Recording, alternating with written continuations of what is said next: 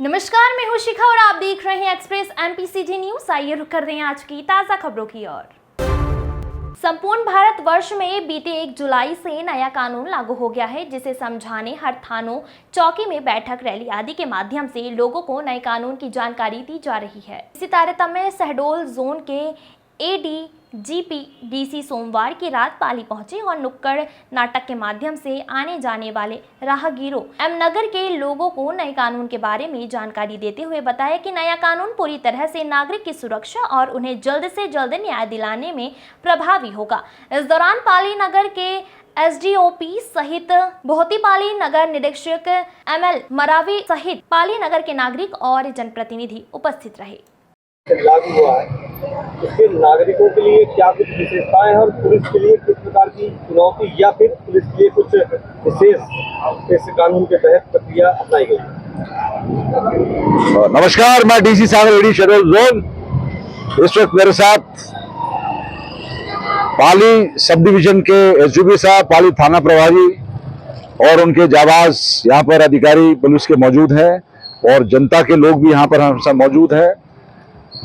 आज ये बड़ा हर्ष और गर्व का विषय है कि पूरे भारतवर्ष में 3 नए कानूनों को मूर्त रूप दिया गया है, अमल में लाया गया है। इन तीनों कानूनों का मूल मकसद ये है कि आज के इस डिजिटल युग में इलेक्ट्रॉनिक एविडेंस के माध्यम से न्यायिक प्रक्रिया को पारदर्शी बनाना, जवाबदेह बनाना, त्वरित बनाना। इसलिए जो पहले इंडियन पिनल कोड था वो बीएनएस हो गया है, अर्थात भारतीय न्याय संहिता। जो सीआरपीसी होती थी वो अब भारतीय नागरिक सुरक्षा संहिता हो गई है। जो पहले इंडियन एविडेंस एक्ट होता था वो भारतीय साक्ष्य अधिनियम 2023 हो गया है। पहले एफआईआर धारा 154 सीआरपीसी में होती थी, अब वो बीएनएसएस की धारा 173 के अंतर्गत होगी। परंतु इसमें आप अपनी फरियाद, अपनी शिकायत, अपनी पीड़ा 3 माध्यम से कर सकते हैं: थाने में जाकर, मौखिक या लिखित, या फिर आप इलेक्ट्रॉनिक माध्यम से, जिसके अंतर्गत ईमेल, सोशल मीडिया और व्हाट्सएप जैसे नवीन जो डिजिटल प्लेटफॉर्म है उसमें आप कर सकते हैं। परंतु आपके पास में उस संबंधित थाने का जो निर्धारित हैंडल है या निर्धारित जो सोशल मीडिया का उनका आईडी है उसका पता होना चाहिए। तीसरी चीज, यदि आप किसी दूसरे थाना क्षेत्र में पहुंच गए हैं, वहां पर आपकी शिकायत थाना प्रभारी को बीएनएसएस के माध्यम से अब 0 पर कायम करनी पड़ेगी और 0 पर कायम करने के बाद में ये थाना प्रभारी की जवाबदारी है कि वो उसको संबंधित थाने को भेजे इलेक्ट्रॉनिकली, और फिर ये बाध्यता या ये कर्तव्य उस फरियादी का है जिसने वो 0 पे एफआईआर कायम कराई कि वो संबंधित थाने में जाए और वहां पर उस एफआईआर पर अपने हस्ताक्षर करे और वैलिडेट करे और अपनी उपस्थिति दर्ज कराए वहां पर।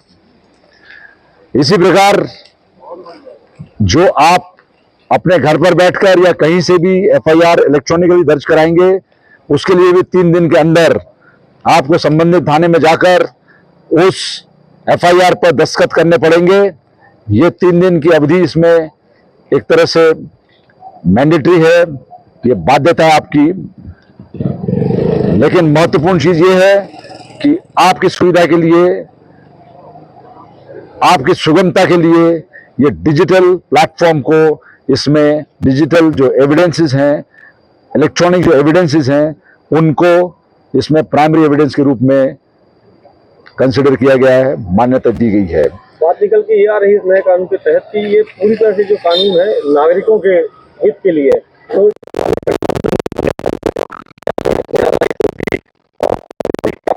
हस्तक्षेप किया गया है कि जल्द से जल्द निराकरण हो सके। ये जो हमारे देश की कानून की न्यायिक प्रणाली है, क्रिमिनल जस्टिस सिस्टम है, ये जितने इसके अंग हैं, चाहे वो पुलिस है, अभियोजन है, या वो न्यायालय है, या वो प्रशासन है, ये सभी के लिए इसमें अलग अलग प्रावधान दिए हुए हैं, टाइमलाइंस दी हुई है, और ये समय को लेकर बहुत ही महत्वपूर्ण इसमें गाइडलाइंस हैं, प्रावधान है। उनका यदि पालन आप नहीं करेंगे तो उसका आपको जवाब देना पड़ेगा। इसलिए न्याय हित में इन सभी टाइमलाइंस को सभी विभागों को निष्ठापूर्वक संपन्न करना पड़ेगा। इन्हीं शब्दों के साथ बहुत बहुत शुक्रिया, आपने मुझे अवसर दिया अपने बात कहने का इन तीनों कानूनों के विषय में। अभी तो ये प्रारंभिक जानकारी है, धीरे धीरे हम इसमें जनता से और जुड़ेंगे और बारीकियों को इसमें स्पष्ट करेंगे कि और कौन कौन से प्रावधान हैं जो महत्वपूर्ण है, क्योंकि इसमें जो गवाह हैं उनके हित के लिए और जो पीड़ित है उसके हित के लिए, जो मजरूह हैं, जो घायल हुए हैं, उनका किस प्रकार से जो मेडिकल है, एमएलसी जो है, जो डॉक्टर्स हैं, जो हॉस्पिटल्स हैं, उनके लिए गाइडलाइंस हैं, इसके विषय में हम अगले किसी सत्र में बातचीत करेंगे। धन्यवाद एंड जय हिंद।